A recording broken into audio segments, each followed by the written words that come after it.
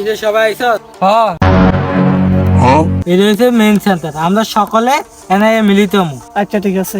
এটা হচ্ছে উত্তরপাড়া মসজিদ। শুনলাম আজ নাকি উত্তরপাড়া মসজিদে ইফতারের সময় বিরিয়ানি দিব। এখন আমরা যদি রাস্তা দিয়ে যাই অনেক সময় লাগবে, এখন আমরা শর্টকাটে মাতৃগুণের ইচ্ছা চলে যাবো। বিরিয়ানির কথা শুনলে তো বেটা জিরবা জলাই পড়তেছে। এটা হচ্ছে পশ্চিমপাড়ার মসজিদ। শুনলাম এটা নাকি আজকে ভোটমুড়ির আয়োজন করছে। সাজিদ তৈলে তুই আজ পশ্চিমপাড়ার মসজিদে চলে যা। চুপ যা কইছিস কইছত। আমি বুটমুড়ি খামু না, আমি বিরিয়ানি খামু। এখন যা হয়েছে হয়েছে বাদ দে।